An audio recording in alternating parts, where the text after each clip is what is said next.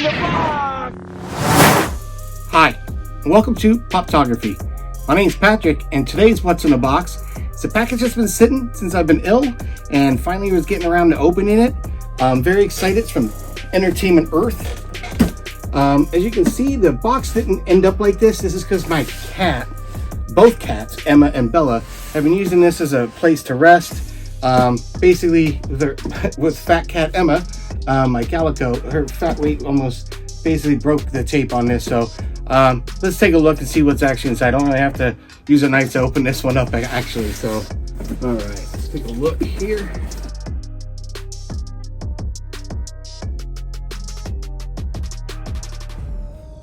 The first thing we got here, because there are two things in this box, is number 695, The Mandalorian Guard, which is an Entertainment Earth exclusive. Very, very excited to have finally gotten this guy. He was a cool looking variant of a different Mandalorian, so definitely you can never have too many Mandalorians, and they're just so badass looking. Couldn't wait to get this guy. So let's get this open up and take a look before we open the other thing up.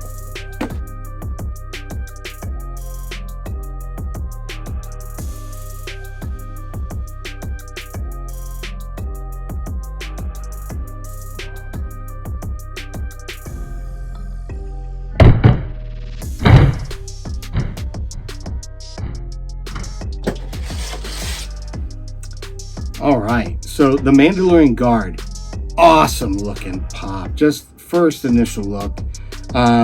He's got a really cool, like very similar to the Boba Fett, his little rifle, very similar kind of blaster.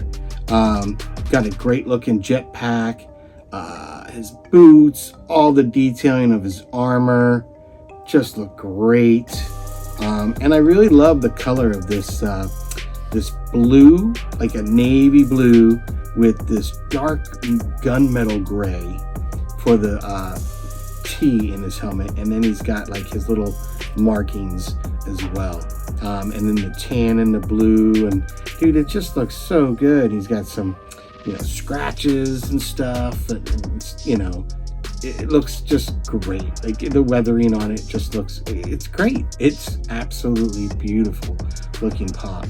We're going to get this bad boy on the turntable so you can get a closer look at him.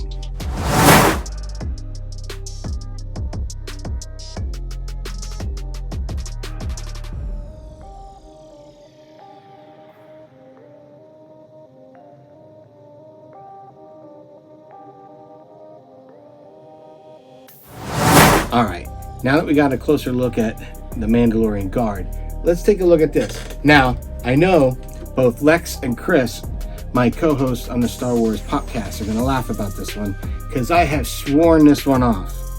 But Entertainment had a deal that I could not pass up. And I'm kind of becoming very similar to our friends, Pop the Bounty Collector, Ricky, and Will at Padawan Pops. They're always on for the deals. And I'm going to have to just look at this invoice just to tell you again, because you're not going to believe me when I say, all right. So this pop usually goes for like $34. I got it for $18.74. Now, they said it had slight box damage. I don't care about the boxes that much, as you can tell.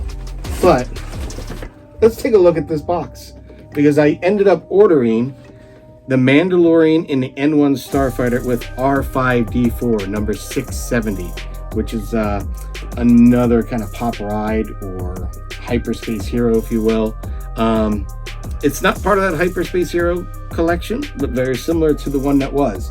And I wasn't going to get this because for me, I just thought, why would you want to have two of these when you could have had one with an interchangeable part? And it wasn't that you didn't want them, it's just that you don't have to go out and buy two. But I mean, I'm looking at the box damage and I'm really struggling to see really what's damaged on the box. I'm not really seeing much. I guess there's kind of some scuff on the side, a little bit of scuff on the side. I really don't, I'm really not seeing it, guys.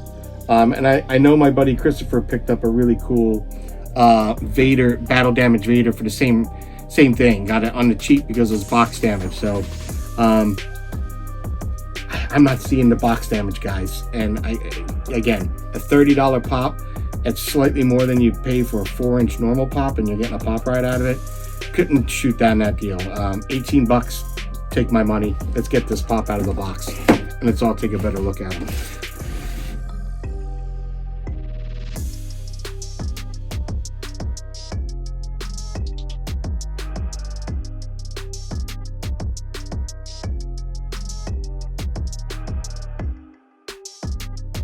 I guess this could be box damage, but I think more of that was done for me trying to open it. So I really didn't see the box damage on this.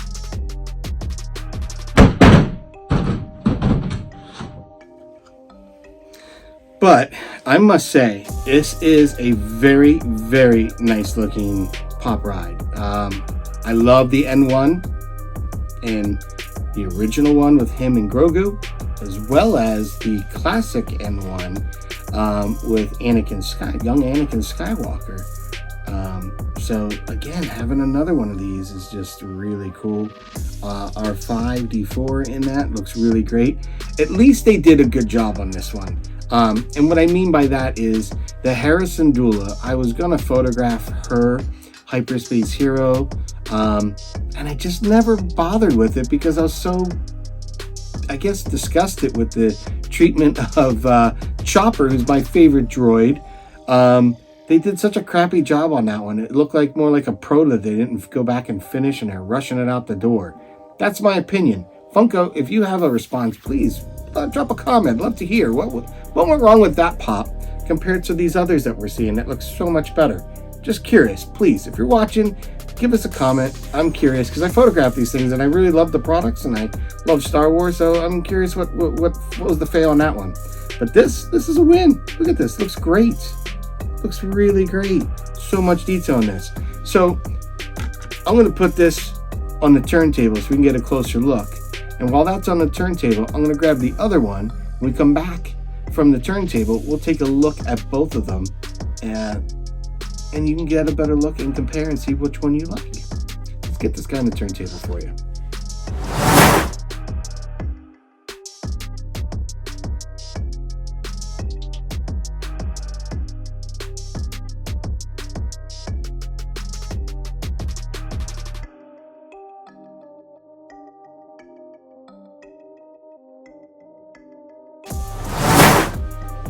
All right, so now we actually have both of the Mando and the N1s together. They look pretty similar in certain features here. One thing is, this one looks like it might be a little higher up. I don't know. Maybe not. Maybe not. Yes, it does. No, they're about the same. Maybe this one's higher up. For some reason I thought this one might have been. But it really is the same in the sculpts. I don't see too much difference in the ship itself, and I'm looking them over and I'm not seeing a detail skipped or missed necessarily from one to the other. I'm really not seeing that. Looking at the yellow markings on the sides and everything, I mean, they're both pretty spot on. And it, what's really cool is you do have that same space here where you have Grogu, obviously, in the original version from the Hyperspace Heroes line, and then you have R5D4 in this one, and it doesn't have that globe on top because it's not used for the droid. So kind of cool. I really do like how they did this. Again, my thought was it would have been really cool if they could have had a way of doing this same pop so that you could have these pieces interchangeable. I think that would have been cool, both on a collector kind of keep part of it, because as a collector, do you want to have to go out and spend $60 to have two almost of the same thing just because of the one character? I honestly thought it would have been better if they could have done it in a way where you could have done that and had an additional piece that you could have swapped out and maybe charge another $10, $15 more I don't know if it's worth that. I think it would have been cool to save you the money to having to go out and buy both. But when this guy was on sale for 18 bucks, couldn't pass that up. Now, since I have the N1s, I also brought out young Anakin and R2 in the classic N1. So really cool to see these three all together. Really, really cool. And what I'll do is I'll have all three of these on the turntable so you can get a better look at each of the versions of the N1. And I'll start out with obviously the new one, Mando, and we're going to have R5-D4. Then we'll do the Grogu and Mando, and we'll put Anakin and R2 on there as well, so you can get a look at all of them together. But